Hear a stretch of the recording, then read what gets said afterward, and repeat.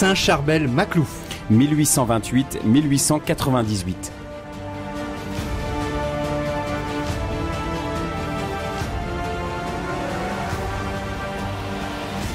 L'Église entière de l'Orient à l'Occident est invitée aujourd'hui à une grande joie. Notre cœur se tourne vers le ciel où nous savons désormais avec certitude que Saint Charbel Maclouf est associé au bonheur incommensurable des saints dans la lumière du Christ, louant et intercédant pour nous. Ainsi débute l'homélie du pape Paul VI le dimanche 9 octobre 1977 pour la canonisation de Saint Charbel. Le pape Paul VI poursuit aujourd'hui. En le canonisant et en étendant son culte à l'ensemble de l'Église, nous donnons en exemple au monde entier ce valeureux moine, gloire de l'ordre libanais maronite et digne représentant des églises d'Orient et de leur haute tradition monastique. Dans ce premier épisode de votre émission Pèlerin de Dieu consacrée ce mois-ci à Saint Charbel Maclouf, moine et ermite maronite libanais du 19e siècle, découvrez avec nous l'histoire de l'église maronite et du Liban, pays déjà salué avec admiration par les poètes bibliques, impressionné par la vigueur des cèdres devenus symbole de la vie des justes. Pèlerin de Dieu avec Franck Bétoir et le père Jean-Baptiste Masson sur RCF Nord-de-France.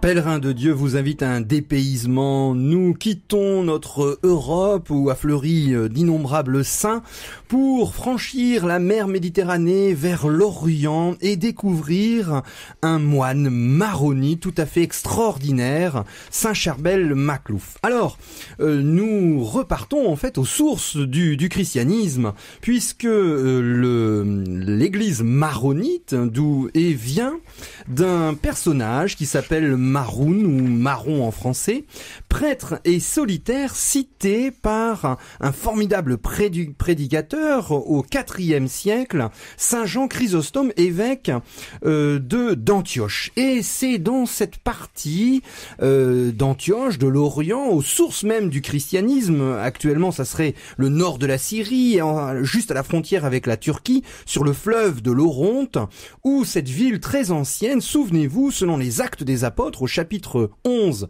verset 26, à Antioche, où les disciples furent pour la première fois appelés chrétiens. Saint Pierre lui-même y aurait vécu, aurait été le premier évêque selon la tradition, et le troisième évêque d'Antioche, Saint Ignace, de 70 à 107, nous a laissé des lettres et connu pour avoir été envoyé à Rome pour être livré en pâture aux bêtes sauvages à cause du témoignage qu'il avait rendu au Christ.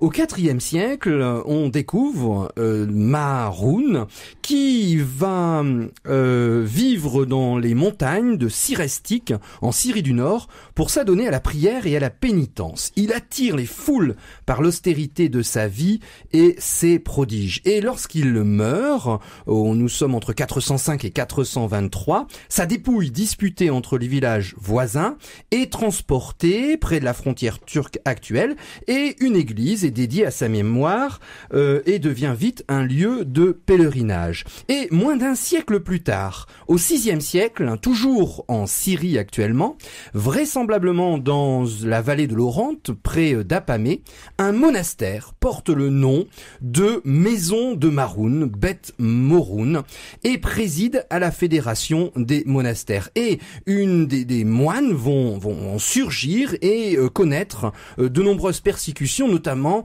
au 5e siècle, lors des conciles, ou notamment le concile de Chalcédoine, où on était en train d'expliquer, de mettre véritablement à plat une véritable christologie bien définie et bien claire, Jésus vrai Dieu et vrai homme, et 350 moines vont mourir martyrs, on commence à les appeler les moines maronites.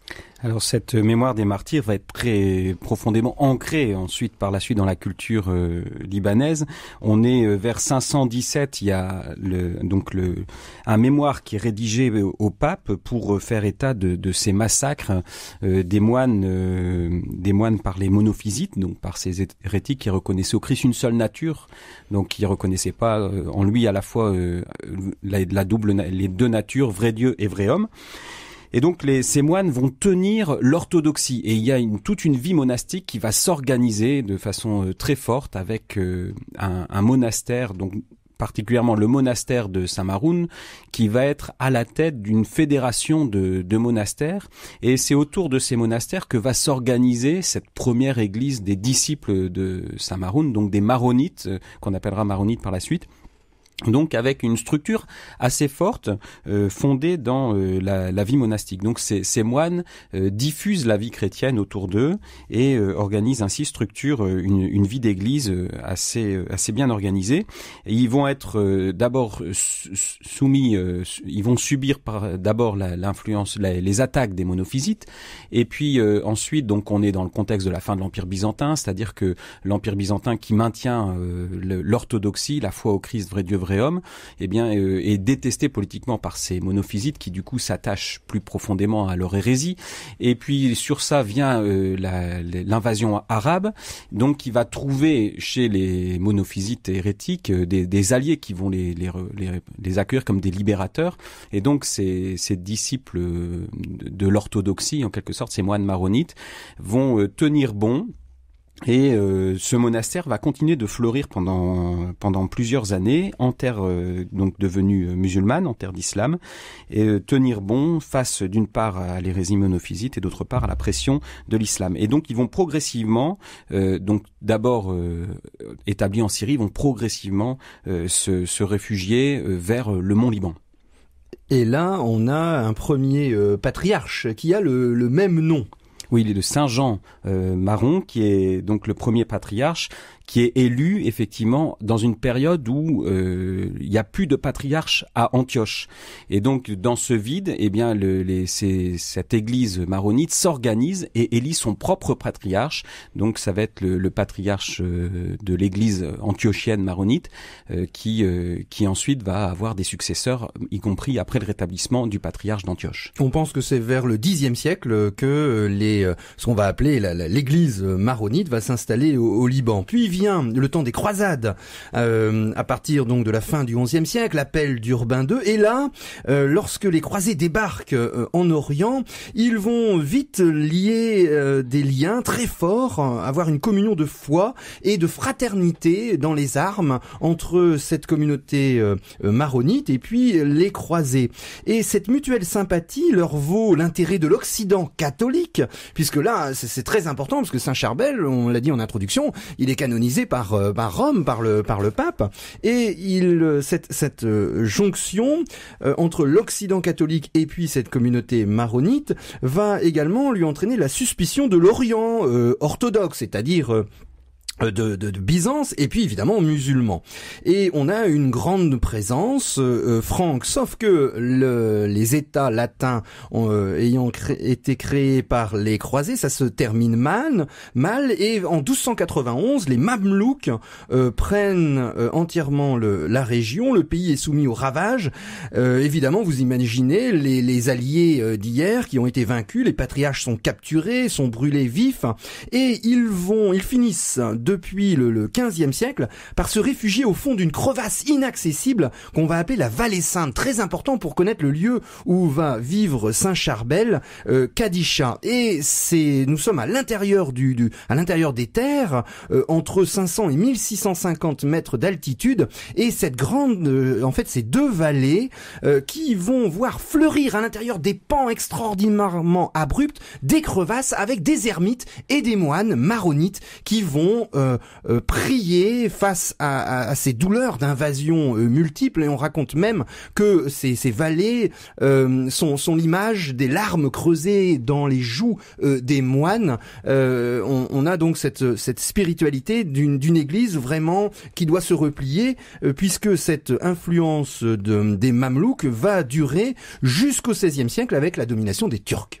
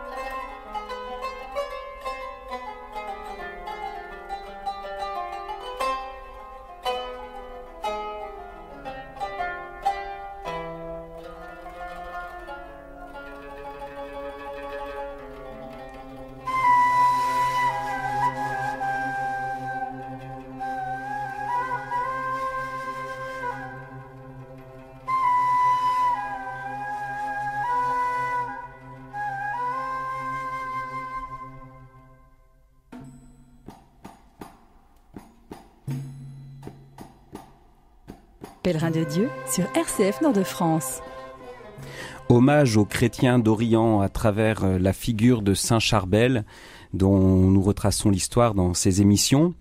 En commençant d'abord par celle du Liban, dont il est issu, cette église maronite qui a connu tant de souffrances et qui a su résister à travers les siècles aux différentes persécutions, d'abord monophysites, puis ensuite les attaques, la domination musulmane au temps des Mamelouks qui inaugure 3 siècles d'isolement donc du Liban du XIIIe siècle au début du XVIe siècle. Et donc ensuite, avec les Turcs, eh bien c'est une période plus ouverte qui s'ouvre. Après l'isolement complet des Mamelouks, eh bien le Liban retrouve des liens avec l'Occident sous la domination turque, et Rome redécouvre avec joie et surprise que cette communauté maronite a tenu bon. Et donc des liens nouveaux sont tissés, et en 1585, eh bien c'est le pape Grégoire XIII qui fonde un collège maronite à Rome, c'est-à-dire donc un lieu, une université pour spécialement dédié aux étudiants libanais maronites.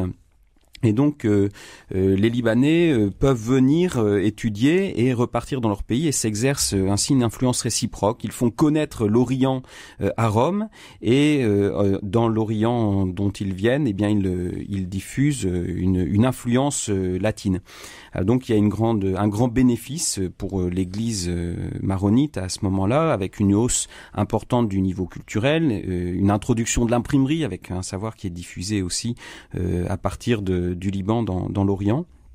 Et donc aussi un côté plus négatif avec une influence latine renforcée qui n'est pas toujours sans tension, avec des campagnes de latinisation menées notamment par les franciscains, donc de latinisation du rite, parfois voulue et adoptée en signe de communion avec Rome, et puis parfois un peu subie.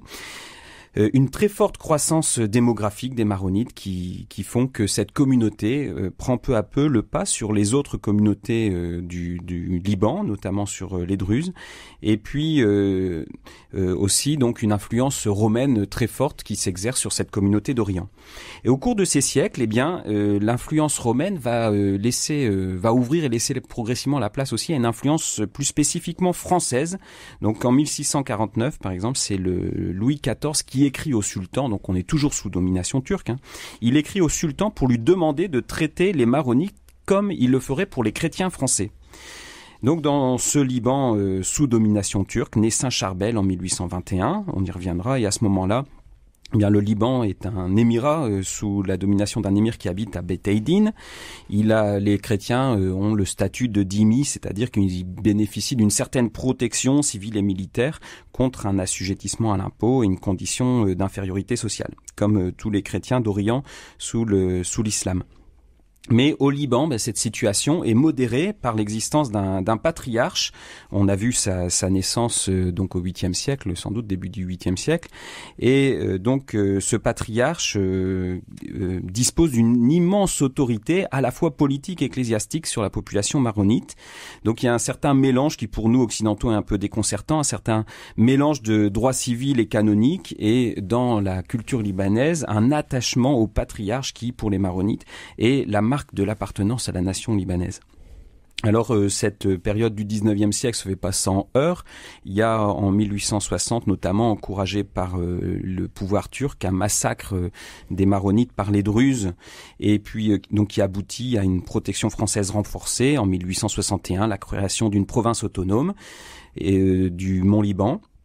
Et après la guerre et la défaite en particulier de l'Empire turc qui était du côté des vaincus après la Première Guerre mondiale, eh bien le Liban est placé sous mandat français. Donc c'est le Grand Liban qui est créé sous protectorat français. Telle est l'histoire du contexte historique de la terre libanaise où va jaillir Saint Charbel. Et si l'on voulait résumer un petit peu cette spiritualité maronite, on pourrait dire que c'est une spiritualité antiochienne et qui a reçu des emprunts latins de la spiritualité catholique latine. Alors effectivement, le fond originel est antiochien, c'est-à-dire qu'elle puise aux canons ecclésiastiques et synodaux communs aux églises d'Orient, aux plus anciens canons des apôtres, au concile de Nicée, d'Éphèse, de Chalcédoine. Et ce qui lui donne une une particularité, par exemple, la distinction tranchée entre les moines et les ermites est beaucoup moins nette, entre laïc et clerc c'est un petit peu différent, et une discipline de vie et une orientation ascétique qui est au contraire plus importante. Et finalement, l'âme de cette tradition est la liturgie, dont le fond est commun à toute la Syrie, puisque les maronites au départ ce sont plutôt des Syriens qui vont se devoir quitter comme Abraham leur terre pour aller se réfugier au Liban, où ils sont actuellement les plus nombreux, même également à Chypre pendant un moment. Et cette liturgie a une autre caractéristique, c'est sa proximité avec la Bible, par la langue, le syriaque, l'araméen, le cadre géographique, et lorsqu'on peut regarder sur internet un film sur Saint Charbel, on a l'impression d'être dans les paysages de Jésus, de l'évangile. Il y a une proximité très très forte, et par la thématique, l'imagerie, et finalement on a une liturgie et une théologie qui est beaucoup plus proche du texte biblique et qui n'a pas connu une sorte de réflexion, de conceptualisation qui serait plus prononcée, que ce soit pour l'orthodoxie ou bien pour la théologie latine. Et cette liturgie tend à absorber toute la vie de l'Église, elle interprète l'histoire et elle prend en charge les êtres et les choses, le repos, le sommeil, la veille, le travail, les fêtes et l'ensemble du folklore. Et à ce centre, spiritualité antiochienne, vous avez les emprunts latins, notamment au 19e siècle, où va se répandre au Liban le meilleur de la tradition issue du concile de Trente, le salut du Saint-Sacrement, les chemins de croix, le culte du Sacré-Cœur, le rosaire, le scapulaire, les dévotions à la Sainte Famille et à divers saints avec leurs images, les litanies, les processions et cantiques qui vont modeler cette belle piété des fidèles. Alors cette spiritualité aussi de l'église maronite est profondément marquée par les monastères. On a vu qu'à l'origine, eh bien, c'est un moine, Saint Maroun, qui a été le fondateur en quelque sorte, dont on se réclame pour cette église. Et puis un monastère qui est ouvert sur la vie de l'église et à partir duquel se diffuse l'enseignement et autour duquel s'organise aussi la vie civile, sociale du peuple. Et donc il y a la mise en place progressivement d'une hiérarchie aussi catholique sur le mode un petit peu romain avec un patriarche oriental bien sûr et puis des évêques, une église très structurée avec une hiérarchie ecclésiastique, mais le monastère reste un lieu essentiel d'enracinement de cette vie chrétienne, et c'est des monastères qui à la différence de nos congrégations occidentales font corps avec l'église, vont être organisés dans des congrégations séparées, mais de façon un petit peu artificielle par la suite. Et donc, ce sont des monastères qui sont des pôles de spiritualité et de vie sociale très ouverts sur le monde. Et donc, dans les villages, on vit aussi au rythme de ces monastères.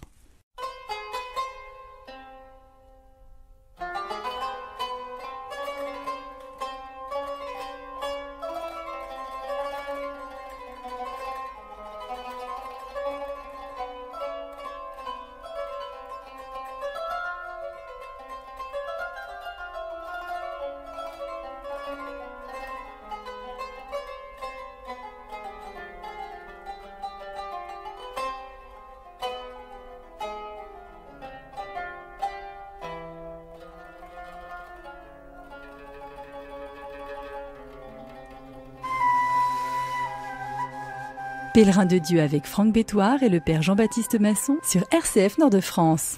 Pèlerin de Dieu s'intéresse à un pèlerin de l'absolu, Saint Charbel, la grande et haute figure d'un moine et ermite maronite au Liban, qui vient nous apporter ces lumières issues d'une grande tradition de chrétiens d'Orient, de chrétiens catholiques qui ont toujours été fidèles à Rome malgré les difficultés, malgré le contexte politique de minoritaire depuis les invasions arabes, les Turcs, et on avait évoqué cette spiritualité maronite de cette église de langue syriaque qui peut être comparée en quelques mots à la spiritualité byzantine et la spiritualité latine.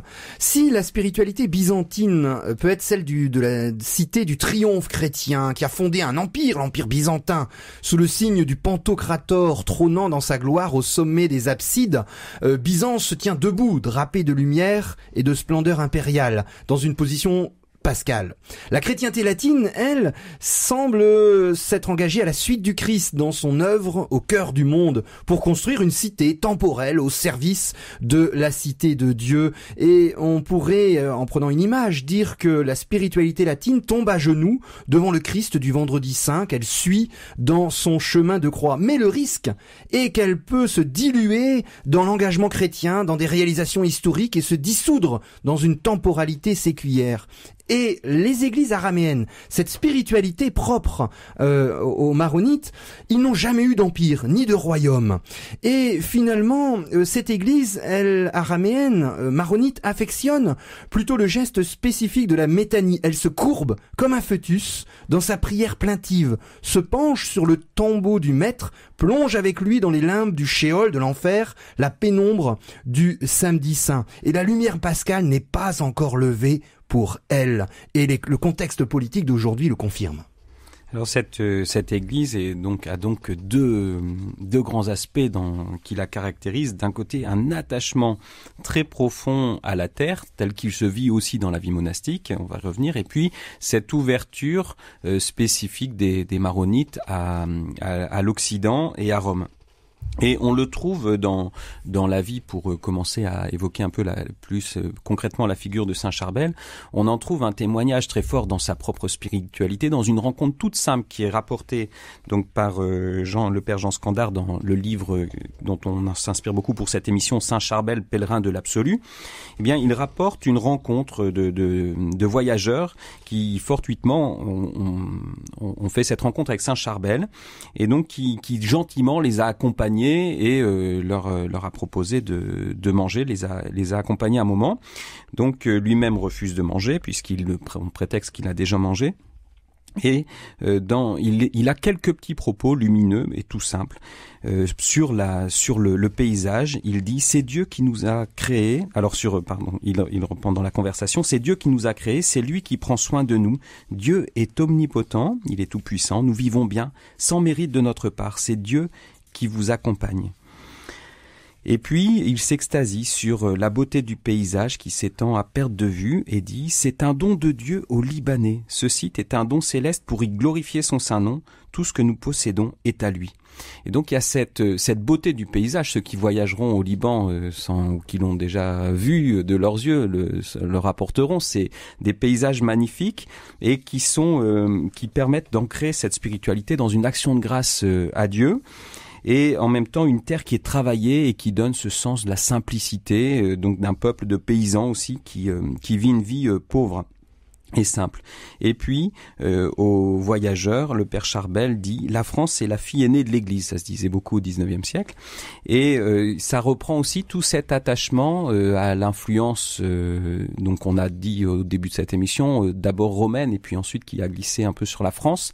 Mais donc cette ouverture à l'Église latine, dans laquelle il y a une fidélité aussi à la foi orthodoxe qui a coûté si cher à cette Église du Liban. Oui, on peut conclure cette première émission qui a dressé un petit peu le cadre de la spiritualité maronite par la fin de cette très belle homélie. Vous pouvez accéder sur le site du Vatican de Paul VI en 1977, le 9 octobre. Lors de la canonisation de Saint Charbel, il termine par ces mots: bénissons le Seigneur de nous avoir donné Saint Charbel pour raviver les forces de son Église par son exemple et sa prière. Puisse le nouveau saint continuer à exercer son influence prodigieuse non seulement au Liban, mais en Orient et dans l'Église entière.